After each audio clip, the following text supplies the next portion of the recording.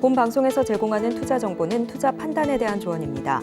방송에서 제공하는 주식의 가치, 가격 상승 및 하락에 대해서는 방송사에서 보장하지 않습니다. 시청자 여러분 안녕하세요. 오늘을 돌아보고 내일을 준비하는 오늘장 내일장 2부 진행의 백선혜입니다. 장 마감까지 확실한 승부 전략과 내일장 주목할 섹터까지 제시해드리고 있습니다. 오늘도 저희 방송과 함께 하시면서 성공적인 투자 전략 가득 담아가시기 바랍니다. 본 방송에서 제공해드리는 정보는 투자 판단에 대한 조언일 뿐 해당 주식의 가치와 수익률을 보장하지는 않습니다. 아울러 서울경제TV와 서울경제신문은 당사의 브랜드입니다. 최근 당사를 사칭하는 피해 사례가 늘어나는 만큼 각별히 주의해 주시기 바랍니다. 또 저희 방송 유튜브를 통해서도 보실 수 있습니다. 유튜브 검색창에 서울경제TV라고 검색하시면 저희 방송과 함께 하실 수 있으니까요. 방송에 대한 의견이나 종목에 대한 궁금증 있으시면 실시간 채팅창에 남겨주시기 바랍니다. 그러면 오늘장 내일장 2부 본격적으로 출발합니다.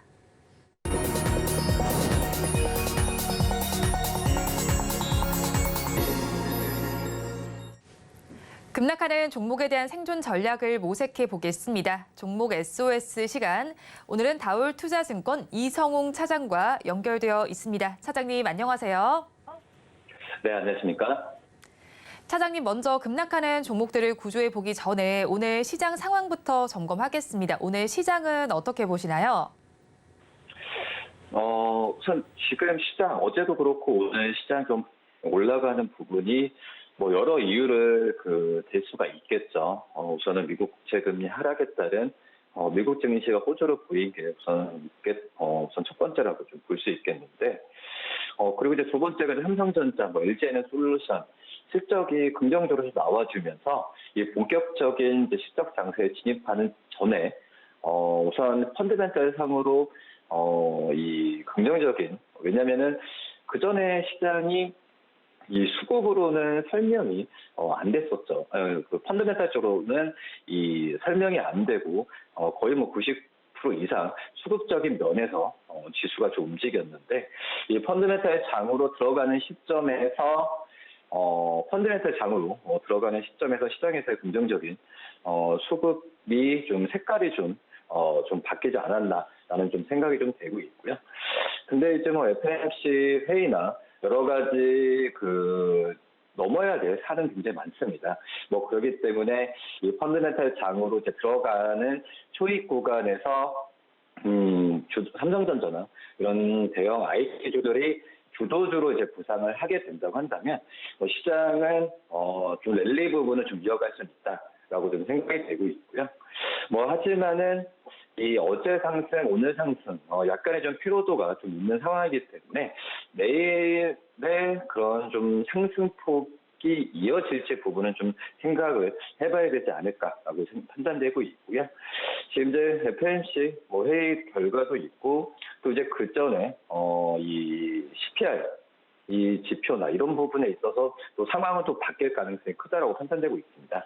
그러기 때문에 이 시장을 선대응하는 것보다는 후대응하는 전략이 제일 맞지 않을까라고 좀 판단되고 있고요. 그나마 좀 다행인 부분이 2차 전지 쪽으로의 그 전에 시장에서 관심이 컸었던 코스닥 대장주 2차 전지 종목들이 외국인들이 사고 있다는 점에서 봤을 때는 이 중소형주에 대한 급락, 차익 실현 이런 부분이 좀 제한적으로 갈 확률이 높지 않을까라고 좀 생각이 되고 있습니다. 하지만 중요한 부분은 이 수급이 들어오는 부분은 한정이 돼 있습니다. 그렇기 때문에 이 종목별로, 그러니까 업종 간에서도 이 차별화되는 전략을 취하면서 매수하는 관점이 맞지 않을까라고 좀 판단됩니다. 우리 양대시장 오늘도 빨간불을 켜고 있습니다. 이 안에서 업종별로 차별화된 전략을 가져가면 좋겠다고 의견을 주셨습니다. 오늘 시장도 빨간불을 켜고 있지만 이렇게 좋은 시장 상황 속에서도 급락하는 종목들은 있습니다. 2시 30분 기준 급락주들 화면을 통해서 살펴보겠습니다.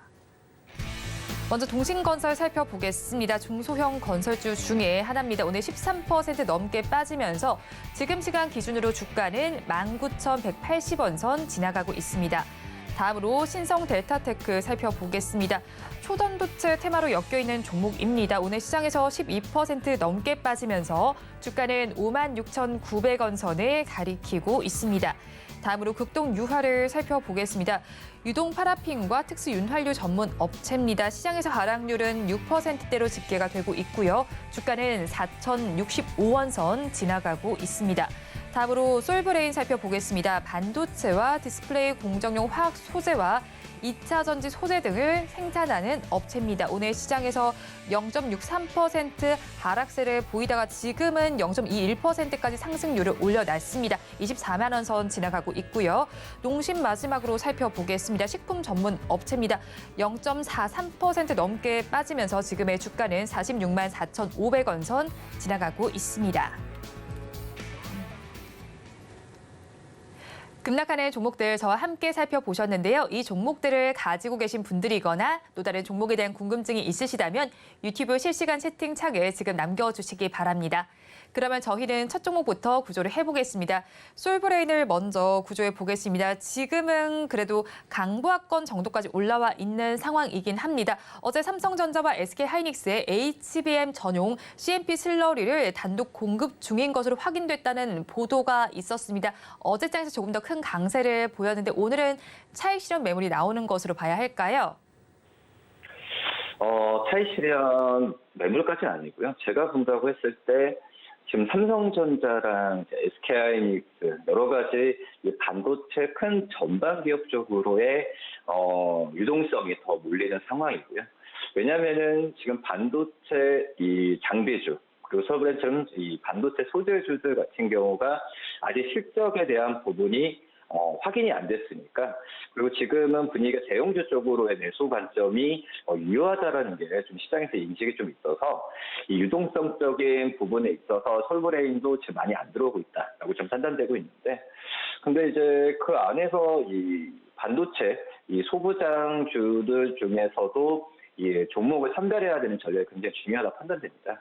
그 중에 하나가 바로 이제 솔브레인이지 않을까라고 좀 생각이 되고 있고요. 우선 작년 연말부터 솔브레인이 실적이 지금 감산을 실적에 대한 부분이 감산의 영향을 받았죠. 그래서 좋지는 않았기 때문에 지금 현재 이 솔브레인의 이 올해 3분기, 이제 4분기 실적에 대한 눈높이는 좀 낮아진 건 사실입니다. 하지만은 이 안에서 이제 솔브레인의 실적에 대한 부분을 본다고 하면은 저는 이제 내년 상반기 때 실적에 대한 본격적인 상승세가 나올 가능성이 크다라고 좀 판단되고 있고요. 우선 솔브레인의 가장 큰 장점은 바로 이제 삼성전자와 SK하이닉스 대표적인 그 반도체 우리나라 기업뿐만 아니라 이 세계에서도 지금 반도체 특히 저희 고성능 이제 반도체 쪽에 1, 2위를 그 캐파를 차지하고 있는 게 바로 이제 삼성전자와 바로 그 SK하이닉스죠. 이 두 기업을 고객사로 몇 년 동안 계속 이 관계를 유지했다는 점에서 저는 이제 SK하이닉스와 그 삼성전자가 HBM 같은 이 고성능 쪽에서의 반도체 사활을 본다고 한다면 솔브레인의 수혜는 당연히 있다라고 좀 생각이 되고 있고요. 특히 이제 HBM 전용 이 CMP 슬러리 단독 공급 중에 있기 때문에 지금 현재 본다고 하더라도 이 외국 업체들이 장악한 이 CMP 슬러리 쪽에서의 솔브레인의 장점은 계속 부각될 가능성이 좀 크지 않을까라고 좀 생각이 되고 있고요. HBM처럼 이 고성능 반도체에 대한 부분은 향후에 봤을 때도 그 계속 업그레이드 되기 때문에 이 공정이나 이 소재에 대한 부분은 계속 우상향 추세로 계속 세분화될 가능성이 크다라고 판단되고 있습니다. 그런 점에서 솔브레인에 대한 관심은 꾸준하게 좀 가져야 되지 않을까라고 좀 생각이 되고 있고요. 특히 이제 이 3분기 때 영업이익은 그전엔 300억 이상에 대한 추정치가 있었는데 지금 이제 300억 이하 한 290억 정도가 지금 예상이 되고 있는 상황인데요. 근데 이제 4분기부터 이 삼성전자의 청택 3 공장 또 이제 테일러 공장 쪽에서의 이 순차적으로 가동이 되기 시작한다면 이 솔브레인에 대한 이 수요는 계속 솔브레인 제품에 대한 수요는 계속 늘어날 가능성이 크지 않을까라고 좀 생각이 되고 있고 그리고 지금 현재 본다고 하더라도 실적 성장에 대한 부분은 이 삼성전자와 결이 같은데 기존의 이제 메모리 쪽에서 감산을 한다고 하더라도 이 메모리에 대한 이 감산을 통한 이번에 실적을 삼성전자 실적 봤을 때 이 가격 통제가 가능하다고 확인했습니다. 뭐 그렇기 때문에 감산에 대한 부분도 의지가 좀 삼성전자도 있긴 하지만 이거에 대한 통제를 봤을 때는 계속 감산 추세로만 가지는 않을 거라고 지금 생각이 되고 있어서 이 솔브레 당장은 이 어떤 실적을 3, 4분기 때 기대하는 것보다 이 내년을 보면서 이 매수하는 전략이 맞지 않나라고 판단됩니다. 네, 솔브레는 당장을 보기보다는 내년까지 조금 더 길게 보는 것이 좋겠다고 짚어주셨는데 그렇다면 이 시점에서 가지고 계신 분들께서는 어떻게 대응하면 좋을까요? 저는 추가적인 그 매수도 괜찮지 않을까라고 좀 생각이 되고 있고요. 왜냐하면 지금 그 증권사들 같은 경우 목표 주가를 35만 원 이상까지도 지금 제시하고 있는 상황이고요. 그렇기 때문에 3, 4분기에 대한 특히 저는 3분기 실적이 좀 저점일 거라고 좀 판단이 되고 있는데 그렇기 때문에 지금 현재 주가 수준은 굉장히 좀 싸지 않나라고 좀 판단이 좀 되고 있습니다. 그런 점에서 봤을 때는 이제 그 솔브레인의 지금 현재 하향 주가 측면에 봤을 때도 하향 안정화가 지금 이루어지고 있는 구간이기 때문에 지금 여유 있게 좀 매수가 좀 접근해도 괜찮지 않을까라고 좀 판단되고 있고요. 1차적인 목표가는 지금 23만 7천 원 말씀드리고 손절가는 21만 원 말씀을 드리는데 23만 7천 원일 때도 돌파를 했을 때는 저는 저 추가적인 매수 관점을 말씀드리도록 하겠습니다. 목표 주가는 27만 원을 다시 한번 좀 말씀드리고요. 27만 원 돌파했을 때는 추가적인 매수 관점을 말씀드리도록 하겠습니다. 네, 솔브렌에 대해서 더 매수를 해봐도 좋겠다고 말씀을 전해주셨고요. 목표 주가는 27만 원, 손절 라인 21만 원 제시해 주셨습니다. 그러면 저희 다음 종목도 구조를 해보겠습니다. 농심을 구조해 보겠습니다. 농심의 위상이 미국에서도 높아지고 있습니다. 교민들만 즐겨 먹던 라면이 이제는 미국인들도 든든하게 한 끼로 챙겨 먹는 식사가 됐다고 하고 있습니다. 그렇다면 이번 분기 실적은 어떻게 예상하실까요? 3분기 실적도 괜찮을 겁니다. 지금 현재 추정치가 지금 470억 이상까지는 나와주고 있는 상황인데요. 작년 대비 70% 이상의 성장세죠. 우선은 우리나라 안에서 신제품 판매에 대한 호조 부분이 있죠. 신라면 더레드, 또 먹태깡 여러 가지 부분에 있어서 이 신제품에 대한 지금 수요 부분이 눈에 띄게 좀 좋아지는 상황이고요. 그거에 대한 부분이 주가에 좀 선반영 되는 구조로 좀 가고 있는데 라면 판가도 지금 인상이 된 상태에서 농심의 그러니까 영업이익 마진 부분은 좋아질 가능성이 크다라고 좀 생각이 되고 있고 어떻게 보면은 이 3분기까지는 가격 인상 효과는 이어지겠죠. 그렇기 때문에 3분기가 끝난 시점에서의 추정치를 증권사에서도 영업이익은 좀 올리고 있는 상황이고요. 지금 국내 라면, 점유율 같은 경우에도 지금 농심의 56%까지 올라왔습니다. 그런 점에서 이 절대적인 어떤 내수에서의 이 강세가 지금 나온 상황이고요. 스낵 매출, 그러니까 먹태가 요새 좀 많이 좋아하시는 그런 상품인데 판매 호조에 대한 부분에 있어서 신제품 쪽에서의 오랜만에 리뉴얼에 대한 지금 부분이 이 농심에 대한 투자 심리를 좋게 만드는 과정으로 가고 있다라고 좀 생각이 되고 있고 중요한 그 서대 말씀하신 해외 법인 쪽이 있죠. 특히 이제 북미 쪽 매출은 작년 2분기 때 판가 인상이 있었죠. 근데 이제 어떻게 보면은 판가 인상이 있다고 하더라도 기본적인 베이스 부분은 수요 베이스는 좋게 깔려 있는 상황이기 때문에 저는 그 북미 쪽에서의 판매 호조는 계속되면서 역시 마진 스프레드는 꾸준하게 잘 유지될 가능성이 크다라고 좀 판단이 되고 있습니다. 물론 이제 중국 쪽에서는 약간 역성장 가능성도 좀 있긴 하지만 역성장 폭이 지금 계속 둔화되고 있죠. 그렇기 때문에 중국 쪽에서의 매출 부분도 좋게 가져가면 좋지 않을까라고 좀 판단되고 있습니다. 지금 현재 증권사들 목표 주가를 올리고 있어요. 그렇기 때문에 최근 주가 많이 올랐다고 오른 상태에서 오늘 찰시에 나온다고 하더라도 저는 충분히 긍정적인 뷰를 제시하도록 하겠습니다. 농심에 대해서는 증권사에서도 목표 주가를 올리고 있는 상황이면서 또 긍정적인 뷰를 제시해 주신다고 말씀을 해주셨습니다. 그렇다면 가지고 계신 분들은 계속 버티면 될까요? 네, 저는 우선 버티는 전략뿐만 아니라 추가적인 매수 관점을 좀 가져가도 괜찮지 않을까라고 좀 생각이 되고 있고요. 지금 현재 이 농심에 대한 증거자 목표 주가 당장 어떤 1년 동안의 실적이 아니라 그 2년, 그러니까 내년에 어떤 실적으로 했을 때 우선은 목표 주가를 계속해서 지금 올리는 과정인데요. 왜냐하면은 예를 들어서 지금 2015년이었죠. 그때 이 농심에 대한 주가에 대한 영업이익이 1,000억을 돌파했을 때 목표 주가를 50만 원 이상까지 제시한 적이 있었습니다. 뭐 지금 현재 구간으로 본다고 한다면 당연히 올해는 그 영업이익은 1,000억 이상뿐만 아니라 지금 현재의 그 이상까지 가능하기 때문에 이 목표 주가에 대한 부분은 그 이상 60만 원까지도 제시해도 좀 무리가 없다라고 판단되고 있고요. 1차적인 목표 주가는 50만 원을 말씀을 드리지만 50만 원 돌파했을 때는 좀 추가적인 매수 관점도 괜찮고요. 그리고 손절가는 42만 원 말씀드리겠습니다. 농심에 대해서도 버티는 것에 더해서도 지금도 매수를 해봐도 좋겠다는 전략을 주셨습니다. 목표 주가 일단은 50만 원이지만 돌파한다면 더 매수를 해봐도 좋겠다는 의견 주셨고요. 손절 라인 42만 원 잡아주셨습니다. 그러면 저희 마지막 종목도 구조해 보겠습니다. 극동유화를 구조해 보겠습니다. 중동 지역의 지정학적 리스크로 인해서 유가가 강세를 보이면서 정유주 역시도 오름세가 나타났습니다. 함께 좀 편승을 했던 종목인데 윤활유 관련해서 부각이 되고 있는 종목입니다. 이 종목은 어떻게 보실까요? 네, 극동유화 같은 경우에도 여러 가지 이 방산주라기보다는 이 윤활유 관련되면서 정유주라고 좀 생각이 되고 있는데 이런 그 지정학적 리스크에 의한 주가에 대한 변동성이 좀 현재 심한 구간이죠. 뭐 그런 점에서 봤을 때도 이 정유 관련주 중에서도 선별하는 전략이 중요하겠는데 하지만 급동유화 같은 경우에 영업이익이나 당기순이익이 꾸준하게 지금 증가하고 있습니다. 지금 현재 본다고 하더라도 이 영업이익이 연간으로 봤을 때도 증가폭이 거의 50% 이상이죠.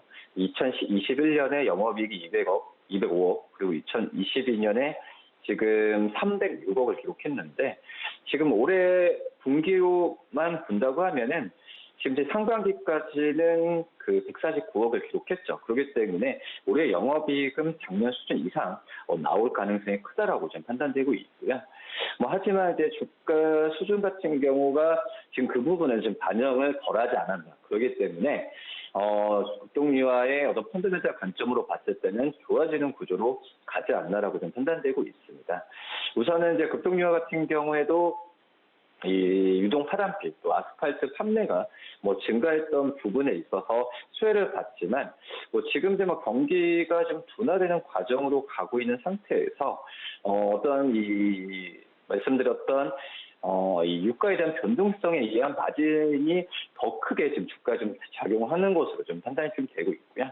지금 유가가 뭐 배럴당 150달러까지도 좀 얘기를 하고 있는 상황이지만 제가 본다고 했을 때도 뭐 그 부분은 좀 지켜봐야겠지만 가능성이 없다라고 좀 할 수는 없죠. 그렇기 때문에 뭐 레깅 효과도 그렇지만 극동유화에 대한 관심을 좀 꾸준하게 가져야 되지 않을까라고 좀 생각이 되고 있고요. 지금 이제 극동유화 같은 경우에도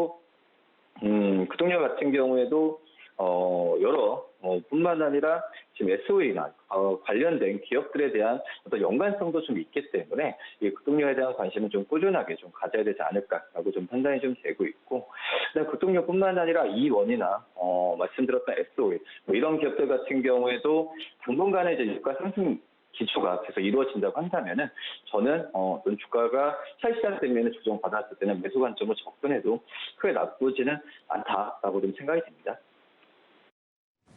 극동유화와 더불어서 다른 종목에 대한 관심도 가지면 좋겠다는 의견을 주셨는데요. 그렇다면 가지고 계신 분들은 어떻게 대응하면 될까요?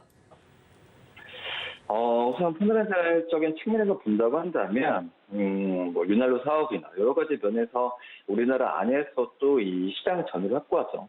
그렇기 때문에 주가도 그런 부분에 있어서 아직 덜 수혜를 받고 있는 상황인데 오히려 주가 떨어졌을 때 매수 관점으로 접근을 해도 괜찮겠지만 저는 1차적인 부분에 있어서는 기존의 보유자 영역에서 이제 버티는 전략이 낫지 않을까라고 좀 생각이 되고 있고요. 지금 현재 이제 국동유화 같은 경우에는 아직까지는 말씀드렸듯이 이제 유가에 대한 변동성이 주가가 가장 큰 영향을 끼치기 때문에 유가에 대한 부분은 뭐 지정적 리스크도 그렇고 또 오펙이나 어떤 감산이나 이런 부분에 있어서 영향을 많이 미칠 겁니다. 뭐 주가 수준에 있어서는 이 변동성에 대한 제어 부분을 하기가 좀 힘들기 때문에 지금 국동유화는 매수 관점으로 들어가기는 좀 힘들다라고 좀 생각이 되고 있고요. 지금 현재 봤을 때도 윤활유에 대한 어떤 건설 경기가 또 좋아지는 시점이 조금씩 포착되고 있죠. 매크로적인 측면에서 봤을 때도 거래량이나 여러 가지 면에서 좋아지고 있는 구조도 나타내주고 있기 때문에 국동유화에 대한 중장기 전망은 우선 일단 밝다라고 좀 말씀을 좀 드려 하겠고요. 지금 현재 가격 충분히 매수 관점으로 접근해도 괜찮고요. 그리고 하지만 보유자 영역에서 버티는 전략을 1순위로 좀 말씀을 드려 하겠습니다. 그래서 지금 현재 목표 주가는 일단 4,500원을 말씀을 드릴 텐데 4,500원이 오면은 분할 매도하는 전략 그리고 그 이후에 뭐 경기나 유가적인 부분이 안정화됐을 때 이 목표 주가를 올리는 전략이 말씀을 드리도록 하겠습니다. 네, 일단 극동유화는 보유자의 영역에서 버티는 전략을 취하면 좋겠다고 말씀을 전해주셨고요. 목표 주가의 경우에는 4,500원 제시해 주셨습니다. 지금까지 다올투자증권 이성웅 차장과 함께했습니다. 오늘 연결도 고맙습니다. 네, 감사합니다.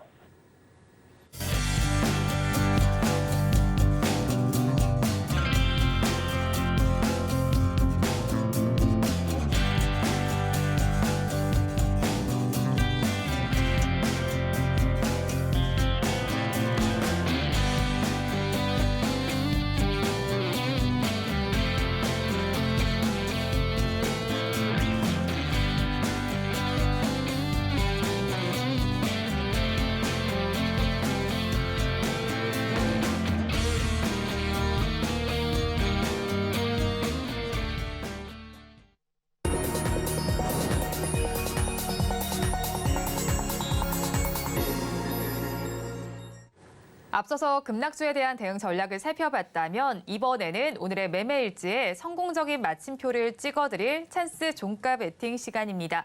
오늘은 이스토리의 김태성 본부장과 함께합니다. 어서 오세요. 네, 안녕하세요. 네, 먼저 본부장님과 이 시간에 짚어드렸던 종목 리뷰를 부탁드리겠습니다. 지난달 27일에 공략을 해주신 심택은 지금 6%대 수익률이 나오고 있습니다. 계속 네. 보유해도 괜찮을까요? 네, 일단 뭐 저는 심택 같은 경우에는 충분히 신규 매수도 가능하시고 그리고 네. 이제 보유하고 계신 분들도 더 가져가셨으면 좋겠다라는 의견 한번 드려보고 싶습니다. 일단 이번 주 우리나라 증시의 트리거라고 한다라고 하면 결국 이제 실적 숫자가 아니겠습니까? 네. 일단 첫 번째 LG전자가 출발을 굉장히 잘 끊었고 그다음에 삼성전자도 우리가 생각했던 것보다 더 좋은 영업이익 기준으로 2조 4천억에 달하는 지금 잠정치가 나온 상황. 여기에 또 LG에너지솔루션까지 비록 이 IRA 법안에 따른 일시적인 상승일 수도 있긴 하겠습니다만 전체적으로 지금 3분기 실적에 대한 눈높이가 낮아져 있는 상태에서 좋은 잠정치들이 지금 나오고 있는 상황이고 저는 심택 같은 경우에도 작년 하반기부터 올해 상반기 실적에 대한 부분들이 굉장히 많이 좀 안 좋았기 때문에 그에 네. 따른 기조 효과가 올해 3분기, 4분기에는 저는 나타날 가능성이 높다 생각이 듭니다. 그래서 저는 심택 같은 경우 더 높은 가격을 노려봐도 괜찮을 것 같아요. 지금 현재 4만 원이라는 가격대를 이제 넘어가느냐 넘어가지 못하느냐의 네. 기로에 지금 서 있는데 오늘 아랫골이 달리면서 한 번 더 4만 원이라는 가격대 뭐 이번 주나 다음 주 초에 터치를 하게 된다면 저는 충분히 4만 5천 원, 5만 원대까지 조금 더 길게 보셔도 괜찮다라는 의견 드려보고 싶습니다. 네, 심택 조금 더 긴 관점으로 봐도 좋겠다고 말씀을 해주셨습니다. 그렇다면 이 삼성전자가 훈풍을 보였습니다. 그럼 반도체주 주가 양상은 어떻게 보실까요? 저는 SK 하이닉스가 이제 남은 한 발이 남았죠. 일단 네. 삼성전자 한 발은 잘 썼고, 네. 일단 남은 한 발 SK 하이닉스의 이제 추정치가 우리가 생각한 것보다 더 좋게 나온다라고 하면 이번 주에 보여줬던 또 다시 강한 상승세가 한번 반도체 IT 기준으로 올라오지 않을까라는 생각이 들고 있고 대신에 이제 타이밍을 좀 고려해봐야 될 것 같아요. 그러니까 그들만 올라갈 거냐, 즉 네. 이제 반도체 IT 투탑에만 수급이 몰릴 거냐, 아니면 소장주하고 같이 올라갈 것이냐, 이 부분은 거래 대금을 보시면서 우리가 조금 고민을 하고 대응해봐야 되는 부분이 아닌가라는 의견 드려보도록 하겠습니다. 네, 소장주까지 훈풍이 갈지는 거래 대금을 체크해보면 좋겠다는 의견이셨습니다. 다음 종목 리뷰도 부탁을 드리겠습니다. 역시나 지난달 21일에 공략을 해주신 종목인데 BHI는 15%대 수익률이 나오고 네. 있습니다. 지금 시점에 좀 수익 실현을 해봐야 할까요? 아니면 계속 보유를 하는 게 좋을까요? 일단 중동 관련 원전 이슈에 좀 긍정적인 포인트를 잡고 제가 말씀드렸었던 기업 네. 중에 하나인데, 일단 중동의 지정 확정 리스크가 나오다 보니까 투자를 하려고 했던 부분들이 지연이 되거나 네. 아니면 취소가 되는 것이 아닐까라는 우려 섞인 목소리들이 나올 수밖에 없는 상황인데, 일단 신재생 에너지단은 저는 조정이 매수의 기회다라고 생각이 듭니다. 일단 러시아 우크라이나 사태로 유럽이 한번 발작을 한번 일으켰었죠. 에너지 문제로 인해서. 그러다 보니까 중동 지정 확정 리스크가 딱 터졌을 때 가장 먼저 빠르게 움직였던 쪽이 네. 바로 EU가 신재생 에너지의 사용률을 의무화하는 거죠. 그러니까 사용량을 법적으로 의무화하면서 풍력이라든지 태양광들이 좀 먼저 움직이기 시작했어요. 어제와 오늘 뭐 CS 윈드, CS 베어링, 하나솔루션 이런 기업들이 굉장히 좋은 모습을 보였기 때문에 이 순환이 계속해서 이어지게 된다라고 하면 저는 원전주들도 다시 한번 올라갈 수 있는 모멘텀, 물론 중동 국가에 대한 기대감이 다소 아쉬워지는 것은 사실입니다만은 저는 충분히 더 올라갈 수 있는 모멘텀으로 작용할 가능성이 높다는 의견 드리도록 하겠습니다. 조금 더 올라갈 텀이 있다고 전해주셨습니다. 그러면 오늘도 장 마감까지는 13분 정도가 남아 있습니다. 종가 베팅할 종목 키워드 힌트부터 보여드리겠습니다. 중국 경기 바닥 찍었다라고 물음표로 주셨습니다. 네. 중국과 관련된 이야기를 해주시겠네요. 힌트에 제가 너무 많은 답을 많은 게 들어있어요. 네. 써드린 것 같습니다. 네, 중국과 관련이 있습니다. 네, 중국과 근데 이제 관련된. 네. 중국과 관련이 있다고 하면 크게 두 가지죠. 인프라 쪽을 볼 것이냐, 이제 소비 쪽을 볼 것이냐, 네. 이제 그 고민들을 좀 많이 하실 거예요. 왜냐하면 지금 중국에서 계속해서 들려오는 이야기로는 경기 지표가 안 좋으면 가장 먼저 경기 부양책을 펼치는 쪽이 중국이기 때문에 네. 또 그 경기 부양책 하면 첫 번째가 인프라 투자, 두 네. 번째가 소비 촉진, 그러한 부분들이 증시의 과거 사례를 놓고 봤을 때 항상 긍정적인 요인으로 작용을 했었거든요. 그러다 보니까 어떠한 구조적으로 뭔가 크게 바뀔 수는 없으나 네. 단기적으로 중국 시장에 대해서 불편한 시각보다는 긍정적인 시그널을 또 봐야 되는 부분들이 저는 많아지는 그런 시점이 아닌가 싶어서 중국 관련주, 그 안에서 소비 쪽을 소비 한번 쪽. 네, 네. 보시는 게 낫지 않을까라는 네. 의견 한번 들어보도록 그럼 하겠습니다. 오늘 섹터는 중국 소비주를 가지고 오셨습니다. 그러면 중국 소비자하면 저희가 또 대표적으로 떠올릴 수 있는 게 화장품도 있고요. 면세, 항공, 카지노 이런 쪽이 그쵸. 좀 떠오르거든요. 이런 쪽에서 가지고 오신 게 맞을까요? 근데 너무 지루한 것 같습니다. 너무 지루해서, 진부한 네. 것 같습니다. 거의 3달 동안 우려먹었던 것 같습니다. 네. 제가 우려먹은 것 같아요. 네, 이제 티백에서 티가 안 나올 것 근데 같아요. 이제는 네. 아무리 더 이상 우려낸다 하더라도 그 이상의 좋은 이야기들을 드릴 수는 없을 것 같아서 네. 그동안에 소외받았지만 일단은 가격적인 메리트와 더불어서 실적에 대한 기대치를 또 높여 잡을 수 있는 쪽이 아직 남아 있더라고요. 네, 그래서 이제 그쪽을 하나 준비해 왔는데 네. 임플란트 쪽 여러분들이 한번 꼭 보셔야 된다는 생각에 제가 오늘 덴티움이라고 하는 기업을 네. 가지고 나왔거든요. 사실 이제 임플란트 하면 우리나라 이 상장 기업들 안에 관련주는 그렇게 크게 많지 않습니다. 더욱이 또 많지 않은 종목 수에 오스 임플란트가 없어져 버렸죠. 네. 그러다 보면 덴티움, 덴티스, 레이 몇 개 안 남았거든요. 네. 그런 상황 속에서 최근 그들의 이제 주가의 퍼포먼스를 보면 2분기 들어오면서부터 급격하게 좀 꺾인 모습입니다. 네. 6월달, 7월달, 8월달, 9월달 거의 4개월에서 5개월 가깝게 가격적으로 혹은 기간 조정을 받았었던 임플란트 관련주들을 저는 다시 한번 보셔야 되지 않을까라는 생각이 듭니다. 일단 소비 촉진을 하게 되면 사실 병원 의료비보다는 네. 드시고 입으시고 하는데 이제 먼저 쓰시겠습니다만 일단 저는 이 치과 치료 같은 경우에는 제가 이제 치통을 알아본 결과 네. 어떻게 참고 지나갈 수는 없는 것 같습니다. 바로바로 또 치료를 해야 네. 되는. 근데 또 이제 치과 치료가 굉장히 비싸지 않습니까? 그런데 이제 중국 쪽에서는 이 임플란트 관련 부분을 조금 더 낮은 가격에 국민들이, 자국민들이 이용을 할 수 있게 네. 법적으로 이제 정책적으로 도와주는 이슈들이 좀 있었죠. 우리가 네. 이제 그것을 VBP라는 이제 제도라고 좀 하는데 우리나라 기업들에게서 대량으로 사간 거예요. 그러니까 박리담회 형식으로 사감으로 인해서 낮은 가격에 사갔거든요.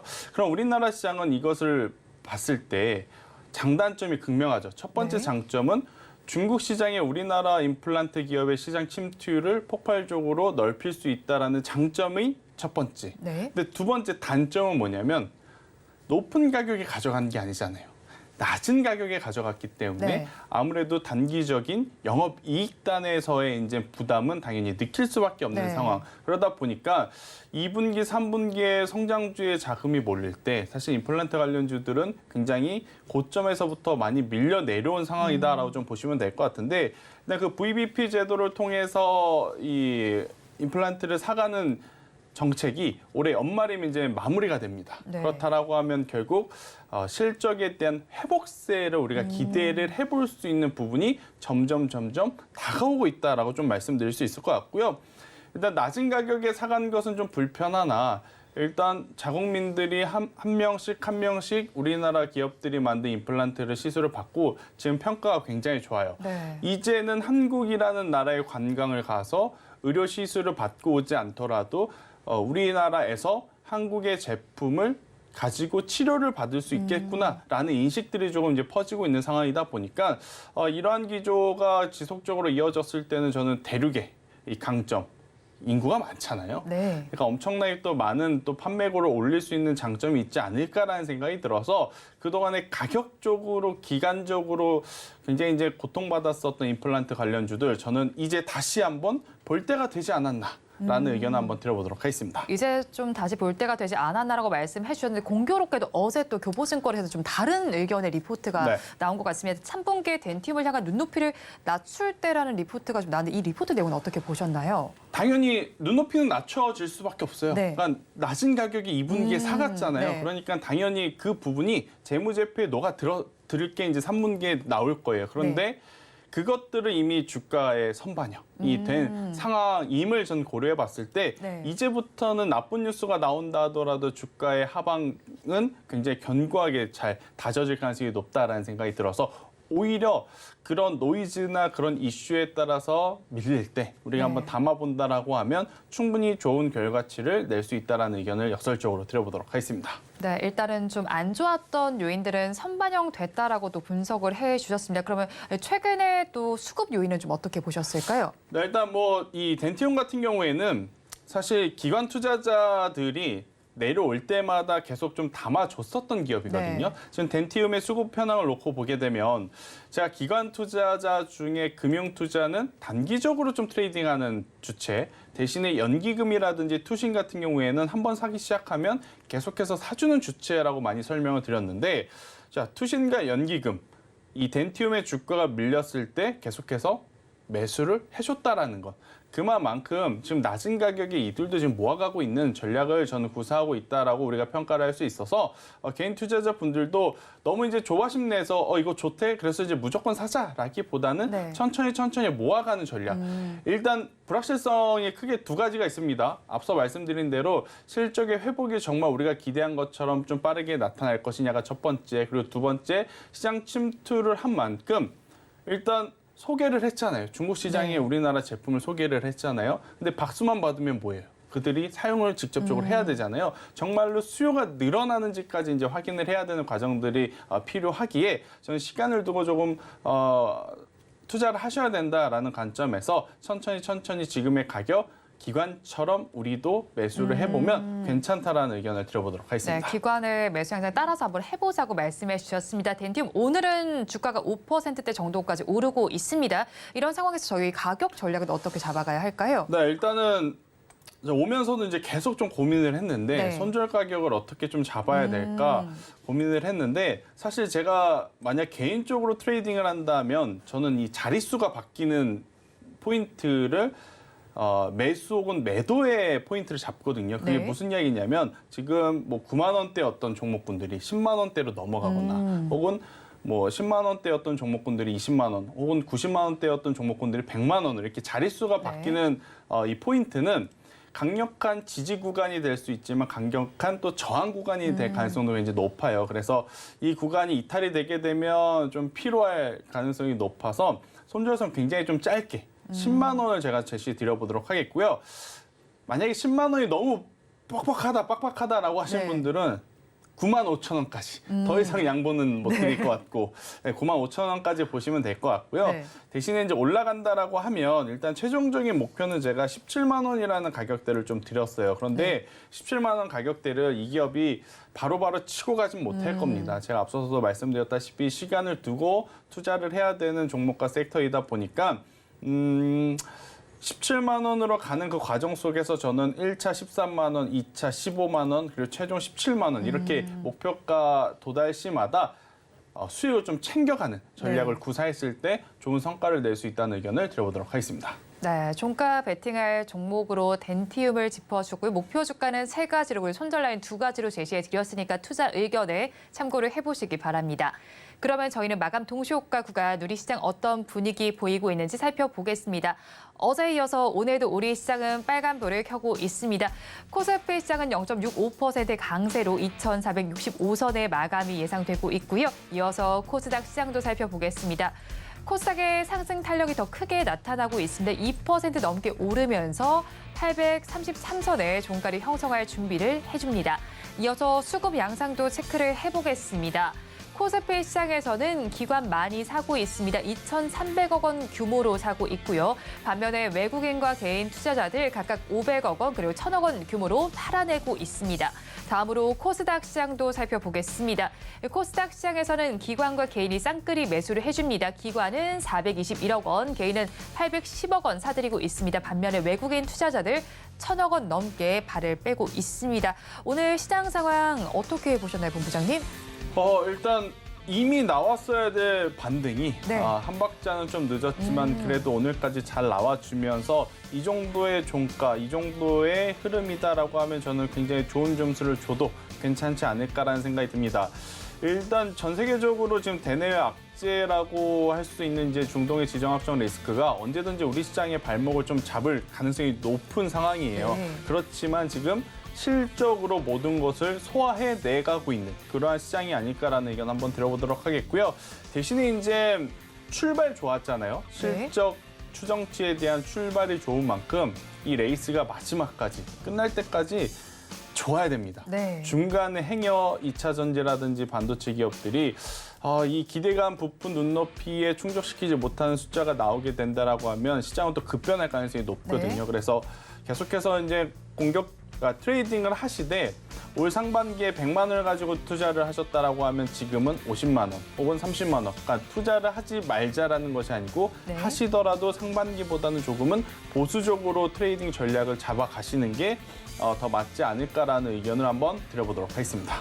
네, 일단 우리 시장 오늘은 그래도 모두 좀 빨간불이 더 우세한 상황입니다. 그런데 매수하는 상황 수급 주체별로 좀 살펴보면 외국인 투자자들이 양대시장 모두에서 발을 빼고 있고요. 특히나 코스피 시장에서는 14거리 연속 내림세로 이제 또 발을 빼고 있는 상황입니다. 어떻게 이 부분 해석해야 할까요? 복잡하죠. 네. 일단 선물, 현물 동시에 사주는 게 좋은데 오히려 선물에서는 외국인들의 매수세가 지금 굉장히 강하게 나오고 현물에서는 지금 매도세가 나온다. 그러면 그동안의 매도 포지션, 그러니까 지수가 하락한다에 베팅을 했던 포지션들을 이제 청산을 하는 과정 속에 지금 선물 시장에서 매수로, 그러니까 환매수가 잡혀가는 과정일 수도 있기 때문에 무조건적으로 긍정적으로 좋다라기보다는 계속 변수를 좀 체크를 하시면서 가셔야 될 것 같고 이번에도 느끼셨다시피 실적이 좋은 기업은 조정이 나와도 빨리 회복한다라는 것을 여러분들이 꼭 참고를 하시면서 종목을 컨택하셔야 된다는 의견 드려보도록 하겠습니다. 네, 일단은 지수가 좋은 상황이긴 하지만 경계감을 가지고 접근을 해보시면 좋겠습니다. 마감 동시효과 구간 함께 하셨습니다.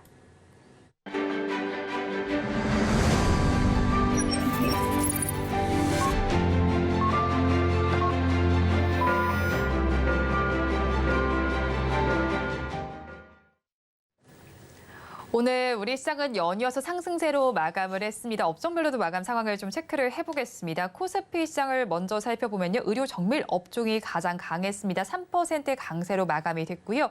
그 뒤를 이어서 철강 금속이 2%, 건설업 역시도 2%대 상승으로 마감했습니다. 코스닥 시장도 이어서 살펴보겠습니다. 종이목재 업종이 가장 강했습니다. 8%대 강세를 보여줬고요.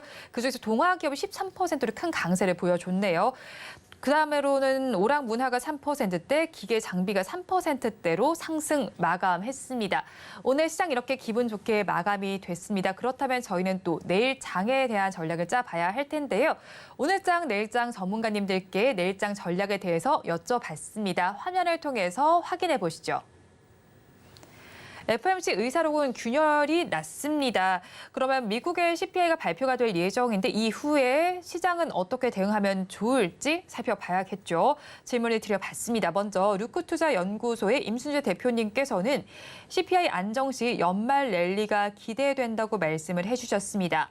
다음으로 인포스닥 데일리의 최양호 대표님께서는 삼성전자의 빨라진 흑사 전환 속도를 짚어주셨고요. 마지막으로 다울투자증권의 이성웅 차장님께서는 통화정책 리스크가 선반영되면서 종목에 집중할 필요가 있다고 말씀을 전해주셨는데 이 의견들에 대해서 본부장님은 어떤 생각을 가지고 계실까요? 저도 뭐 동일하다라는 의견을 한번 들어보도록 하겠고요. 네. 정말 다행스러운 것은 삼성전자가 좀 기대했던 것보다 더 좋은 숫자를 찍어냈다라는 네. 것. 삼성전자의 회복 속도가 빨라졌다라는 것은 반도체 IT의 업황이 그만큼 빠르게 이제 어두운 터널을 지나갔음을 반증하는 것들이 수치가 아닌가, 시그널이 아닌가라는 생각이 들어서요. 일단은 이 수급들이 저는 더 들어와야 된다는 생각이 듭니다. 네. 일단 실적이 좋아지고 주가가 올라가는 것 대비해서 아직까지는 현물 시장에 들어오는 외국인의 수급이 10점 만점에 7점 더 못 줄 것 같아요. 네. 5점. 그보다 조금 더 낮은 점수를 줄 수밖에 없을 정도로 지금 수급이 얕다라는 단점이 있기 때문에 앞서서도 이야기 드렸고 앞서서도 강조드렸지만 너무 긍정적으로 보실 수는 없다. 네. 대신에 실적이 잘 나오는 기업은 이런 시장 상황 속에서도 좋은 모습을 보였다라는 것을 대장주들이 보였기 때문에 여러분들이 가지고 계신 종목군들도 실적에 따라서 방향성이 굉장히 크게 달라질 가능성이 높거든요. 그러면 실적이 좋으면 회복할 것이고 네. 안 좋으면 낙폭이, 그러니까 마이너스가 더 깊어질 텐데 어떤 걸 추매를 해야 되죠? 당연히 실적이 잘 나오는 네. 쪽을 여러분들이 꼭 고민을 해보시고 비중 관리를 하셔야 된다. 실적이 안 나오는 기업은 빠진다고 해서 더 담을 것이 아니고 리스크 관리를 해야 될 때가 지금 온 것이다라는 의견을 한번 드려보도록 하겠습니다. 네, 실적 관련해서 이야기가 나와 있습니다. 실적주를 한번 살펴보시면 좋겠는데 이번에는 LG전자가 먼저 발표를 했고 그 다음날 삼성전자, LG에너지솔루션이 좋은 실적을 그렇죠. 발표했습니다. 그렇다면 또 개인 투자자분들께서 많이 관심을 가질 종목이 바로 2차 전지주 중에서도 네. 에코프로 그룹주가 아니겠습니까? 내일 실적 발표 예정이 되어 있는데 어느 정도로 지금 예상이 되고 있나요? 안 좋을 거예요. 네. 좋을 수가 없죠. 아무래도 이제 리튬 가격이 이제 하락을 많이 했기 때문에 이제 문제는 뭐냐면 에코프로 그룹주들은 지금 당장의 실적보다 향후의 성장성을 놓고 보기에 어제 오늘 이제 올라온 이유 일단 첫 번째로는 반대 매매에 따른 숏 커버링이 들어온 게 수급적인 첫 번째 요인. 두 번째로는 이 리튬 가격이 오늘까지 이제 약 4거래일 정도 4거래일이죠. 그러니까 4거래일 정도 회복을 했습니다. 그러다 보니까 LG에너지솔루션까지 실적이 잘 나왔고 리튬 가격도 회복을 하고 3분기는 어차피 실적이 안 좋은 걸 알았으니 실적이 발표가 되면 그러니까 네. 좋든 싫든 안 좋든 발표가 되면 과거의 삼성전자처럼 네. 안 좋게 나오면 오히려 또 주가가 한 번 더 이제 선반영이 다 되었구나라는 투심이 반영이 되면서 올라갈 수도 저는 높지 않을까라는 의견 한번 들어보도록 하겠는데요. 사실 지금 위치는 기존에 가지고 계신 분들이 매도하기에도 그리고 그렇다고 해서 신규 매수하기에도 네. 참 어정쩡한 위치가 아닌가라는 생각이 들어요. 그래서 매수할 거냐 말 것이냐 질문을 주시면 저는 아직 매수는 아니다. 네. 그렇다고 해서 보유하고 계신 분들이 미리 매도를 할 필요는 없다. 일단은 3분기 실적 발표 수치보다도 그 이후의 수급 방향성이 저는 더 중요하다라는 의견을 드려보도록 하겠습니다. 네, 3분기 실적 이후에 그 이후 수급 방향성이 더 중요하다고 말씀을 해주셨습니다. 그런데 일단은 좀 실적을 발표한 기업들까지는 좋은 실적을 기록한 만큼 앞으로도 긍정적인 실적을 기록할 만한 뭐 업종이나 종목은 어떤 것들이 있을까요? 일단은 또 우리가 기억해야 될 섹터가 두 가지가 있죠. 엔터주들 그리고 제약바이오주들. 그런데 엔터주들 같은 경우에는 워낙 1분기, 2분기에 실적이 좋다 하면서 올라왔었고 네. 거기에 더 좋다 지금 이 이야기의 주가가 한 번 더 지금 반응을 한 상황이라서 네. 오히려 실적 발표 이후에 차익 매도 물량이 나올 수 있음을 여러분들이, 그러니까 투자하고 계신 분들이 인지는 좀 하고 계셔야 될 것 같아요. 네. 실적 잘 나왔으니 이제 무조건 올라갈 거야. 그것보다 실적이 잘 나왔으니 이제 수익을 좀 확정을 지어보자라는 투심도 나올 가능성이 높으니 저는 엔터주들은 그 부분을 염두하시면서 꼭 체크를 하셔야 될 것 같고요. 일단 반대로 이제 제약바이오는 네. 그동안에 아무리 좋은 실적을 내보였다 하더라도 이 섹터에 대한 불신이 너무 컸던 것 같아요. 주가들이 많이 못 올랐거든요. 오히려 이제 만약 이번 분기까지 좋은 실적을 내보이면 그래 이제 한번 제약바이오 너네 한번 믿어보자라는 투심이 좀 들어올 가능성이 높아서 오히려 제약바이오는 실적이 나오는 쪽, 엔터사들은 실적 발표하는 날의 변동성에 집중을 하셔서 대응을 하셔야 되지 않을까라는 의견 한번 들어보도록 네, 하겠습니다. 엔터주는 실적 발표 날의 변동성에 유의를 해보시고 그리고 제약 바이오주는 실적이 나오는 쪽을 바라보면 좋겠다고 말씀을 해주셨습니다. 그런데 뭐 신약 관련된 부분도 있을 거고요. 제약 바이오 같은 경우에는요. 학회 모멘텀도 있는 만큼 이 부분들은 이제 투자자분들께서 어떻게 좀 바라보셔야 할까요? 일단은 굉장히 많은 기업들이 지금 거론이 되죠. 왜냐하면 비만이라든지 당뇨 관련 기업들이 워낙 지금 좋은 시세를 내고 있다 보니까 오늘도 뭐 인벤티지랩이라든지 뭐 펩트론이라든지 이러한 기업들이 좋은 시세를 좀 연달아 내고 있는데 일단 이들도 이들이지만 지금 바이오시밀러 쪽, 뭐 셀티리온 그룹주, 한미그룹주의 저는 위치 전혀 부담되지 않는 가격대다라고 좀 말씀드릴 수 있을 것 같고요. 또 비만 당뇨하면 제가 강조드렸던 기업들 중에 사실 펩트론을 공략했어야 되는데 그것을 놓친 것이 굉장히 아쉽다라고 하면 동아이스티라고 하는 기업도 여전히 현재 위치 저는 부담되지 않는 자리이니 이러한 쪽을 공략을 하는 게 맞지 않을까. 그러니까 지금은 언제든지 대내의 변수가 악재로 작용이 될 가능성이 높거든요. 네. 확전이 된다라든지 조금 더 과격한 이슈들이 나오게 되면 시장에는 부담이 돼서 높은 위치에 있는 종목군들보다 낮은 위치에서 그동안에 답답함은 좀 느끼실 수는 있겠으나 안정적으로 편안하게 좀 살 수 있는 가격대에 놓여 있는 기업에 조금 더 관심을 가져야 될 때다라는 의견을 드리도록 하겠습니다. 네, 편안한 가격대에 접근할 수 있는 기업에 집중해 보시면 좋겠다는 의견을 주셨습니다. 지금까지 이스토리의 김태성 본부장과 함께했습니다. 오늘 말씀 고맙습니다. 오늘장 내일장 2부에서 전해드린 내용도 정리해서 보여드리겠습니다. 화면으로 확인해 보시죠. 오늘장 내일장 2부의 핵심입니다. 오늘 종목 SOS 시간에는 솔브레인과 농심, 극동 유화를 구조해 드렸습니다. 세 종목 모두에는 버티자 전략을 주셨고요. 그중에서 솔브레인과 농심은 매수를 해봐도 좋겠다고 의견을 덧붙여 주셨습니다. 오늘의 하락은 기회라고 말씀을 전해주신 만큼 투자 의견에 참고해 주시기 바랍니다. 그리고 오늘 종가 베팅해볼 종목으로는 덴티움을 말씀해 주셨습니다.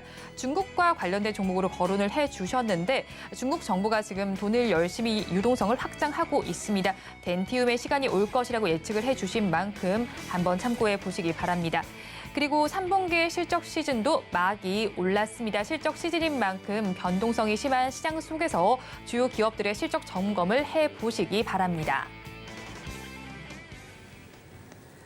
본 방송에서 제공해드리는 정보는 투자 판단에 대한 조언일 뿐 해당 주식의 가치와 수익률을 보장하지는 않습니다. 아울러 서울경제TV와 서울경제신문은 당사의 브랜드입니다. 최근 당사를 사칭하는 피해 사례가 늘어나는 만큼 각별히 주의해 주시기 바랍니다. 오늘장 내일장 2부에서 준비한 순서는 여기까지입니다. 저희는 내일 이 시간도 여러분과 함께하겠습니다. 오늘도 시청해 주신 여러분 고맙습니다.